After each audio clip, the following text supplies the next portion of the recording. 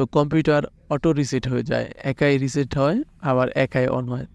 আর কিছুক্ষণ পর পর কম্পিউটার বন্ধ হয়ে যায়, একাই বন্ধ হয় আবার একাই অন হয়। তো এই সমস্যাটার সমাধান কিভাবে করবেন আর সেটি আজকে দেখাবো। তো এটি মূলত বেশ কিছু কারণে হয়ে থাকে।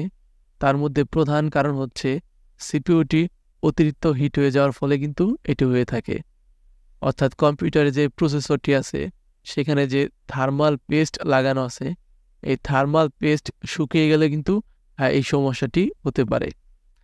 তো সেটির জন্য প্রথমত কম্পিউটারের প্রসেসরটি খুলতে হবে, খুলে সেখানে নতুন করে থার্মাল পেস্ট লাগাতে হবে এবং উপরের যে কুলিং ফ্যানটি আছে সেটিও ভালোভাবে পরিষ্কার করতে হবে।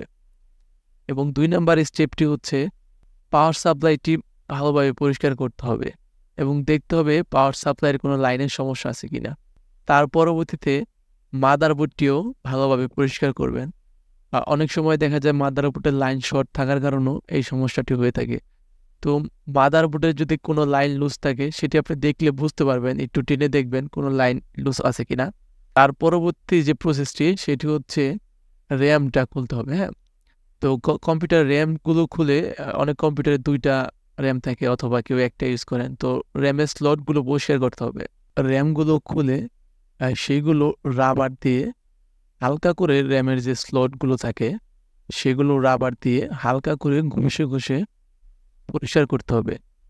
তো এই স্টেপগুলো ফলো করলেই কিন্তু এই সমস্যাটার সমাধান হয়ে যাবে। তো আমি এরকম অনেক পিসিগুলোই এই স্টেপগুলো ফলো করেই কিন্তু এটার সমাধান করছি। তো এটা আমার রিয়েল অভিজ্ঞতা থেকে আমি বললাম।